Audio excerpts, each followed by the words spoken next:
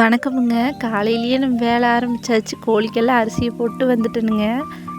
அதில் ஒரு கோழி மட்டும் அங்கிட்டு இங்கிட்டு அலமோதிட்டு கிடந்தாளுங்க. முட்டை விடுறதுக்கு ஒரு கூடைக்குள்ளே தான் ஏறி இறங்கிட்டு கிடந்ததுங்க. அப்புறம் ஒரு மேட் எடுத்து அந்த கூடைக்குள்ளே போட்டு வச்சுட்டு வந்திருந்தேனுங்க. அநேகமாக மொட்டை விட்ருக்குன்னு நினைக்கிறேன். போய் எடுத்துகிட்டு வருவோம். ஒரு வழியாக முட்டை ஒன்று இன்றைக்கி ஃப்ரெஷ்ஷாக கிடச்சிருச்சுங்க.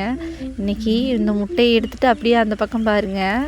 நம்ம செர்ரி மரத்தில் இவ்வளவு நாளாக எனக்கே கண்ணுக்கு தெரியாமல் காய் இருந்திருக்குதுங்க. ஒரு 3 காய் வச்சுருந்தது. பாருங்களே, இது ஒரு காய் வந்து நல்லா செக்கச்செவியல்னு செவந்து கிடந்தது. அப்புறம் தான் தெரிஞ்சது இதில் காய் இருக்குதுன்னு. பாருங்க எம்பிட்டு அழகாக செவந்து இருக்குதுன்னு. அப்புறம் தொலாவி பார்க்குறையில தான் 3 காய் இருந்ததுங்க. இந்தட்டை ஒன்று இருக்குது பாருங்க, சூப்பராக இருக்குது பார்க்குறதுக்கேன்னு. மொதல் நம்ம செடியில் இம்பிட்டு காய் வச்சுருக்குது. இன்னும் அடுத்த வருஷமெல்லாம் நிறைய காய் வைக்கும்னு நினைக்கிறேன். எப்படியோ இந்த வருஷம் பூத்த பூவுக்கு கடைசிக்கு ஒரு 3 பூவுனாலும் காயாக மாறிச்சுங்க. நீ இந்த பழம் எம்பிட்டு டேஸ்ட்டாக இருக்குமோ, எப்படி புளிப்பாக இருக்குமா என்னன்னு ஒன்றும் தெரியலிங்க. பிடிங்கி சாப்பிட்டு பார்த்தா தான் தெரியும்.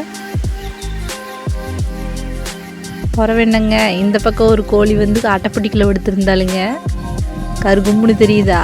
உள்ளே ஜூம் பண்ணி காட்டுறேன் பாருங்க. படுத்துருக்கா பாருங்க. தினம் எப்படி ஒரு 3-4 கோழினால் முட்டை விட்டுருங்க. அப்படியே மொட்டை எடுத்துகிட்டு அந்த பக்கம் திரும்பியில் பார்த்தீங்கன்னா நம்ம செவ்வாழை மரம் ஒன்று காற்றுக்கு விழுந்து கிடந்ததுங்க. அதுலேருந்து ஒரு 3-4 சீப்பாகும். அதை வெட்டி காலையிலேயே அங்கே வச்சுருந்தாங்க நீர் வடியிட்டோம்னு. பழம் வந்து இது அம்புட்டு அருமையாக இருக்குதுங்க. பழம் வந்து சிறுத்தாப்பில் தான் இருக்குது. இன்னுமே இது இன்னொரு மாதம் கணக்காக இருந்துருக்கணும். ஆனால் காற்றுல சாஞ்சு போச்சு, என்ன பண்ணுறதுன்னு தெரியலிங்க. ஆனாலும் பழம் வந்து எப்படி பழுத்துருன்னு தான் நினைக்கிறேன். இந்த பூவெல்லாம் உளுந்து போச்சுனாத்த பழம் வந்து நல்லா திறந்துருக்குதுன்னு அர்த்தம். இது அதுக்கு முன்னாடி சாஞ்சு போச்சுங்க.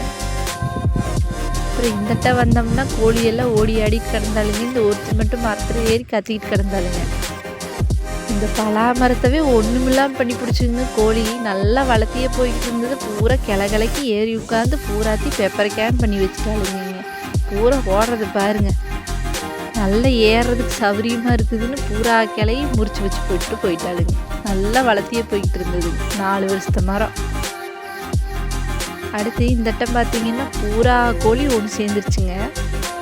மதியமானா போதும், உள்ளுக்குள்ளே இப்படி வந்தால் போதும். அங்கிட்டு 2 ஓட இங்கிட்டு 2 ஓட குளிக்கு கேங்காக படுத்து கிடக்கு. பார்த்தாலேன்னு அம்பிட்டு அழகு.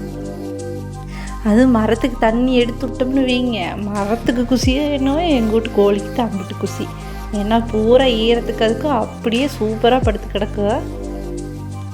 என்னடா அமைதியாக இருக்குதே கோழி ஒன்றிங்கானாமே, நம்ம அமைதியாக அப்படியே உள்ளுக்குள்ளே வந்தோம்னா போதுங்க. திடீர்னு இந்த தென்னை மரத்துக்கு குழிக்குள்ளே இருந்து ஓடும், இந்த மாமரத்துக்குள்ளே இருந்து ஓடும். பூரா நம்ம வீட்டு காட்டில் மேறதை விட அடுத்த வீட்டு காட்டுக்கு போகிறதுக்கு தான் அம்பிட்டு ஆர்வமாக இருக்குது. சரி போதுங்க, அடுத்து நம்ம வீட்டுக்கு கீரை கொஞ்சம் வேணும். அதையும் சமையலுக்கு எடுத்துகிட்டு போயிடுவோம். நம்ம வாழை மரத்தடியவே நல்லா தலை இருக்குது இந்த சுக்குட்டி கீரை. இதையும் கொஞ்சம் எடுத்துகிட்டு போனோம்னா பொரியலோ சட்னியோ ஏதோ ஒன்று செஞ்சிடலாம். வாரத்தில் ஒருக்காவது சுக்குட்டி கீரை எடுத்து சாப்பிடுங்க. ரொம்ப நல்லது. வயிற்று புண்ணுக்கெல்லாம் அம்பிட்டு சூப்பரான ஒரு மருந்து இது. அதுவும் பாருங்களே, கீரையை எம்பிட்டு பசேல்னு இருக்குதுன்னு பார்க்குறதுக்கே அம்பிட்டு அழகாக இருக்குது. வாய்ப்புண்ணு வகுத்து புண்ணு அத்தனைக்கு சூப்பராக இது கேட்குங்க. ட்ரை பண்ணி பாருங்கள். அப்புறம் இன்றைக்கி வீடியோ அப்படித்தாங்க முடிஞ்சு போச்சு. நம்ம வீடியோ உங்களுக்கு பிடிச்சிருக்குதுன்னா மறக்காமல் லைக் பண்ணுங்கள், ஷேர் பண்ணுங்கள், சப்ஸ்கிரைப் பண்ணுங்கள். மறந்துடாதீங்க சப்ஸ்கிரைப் பண்ணிடுங்க.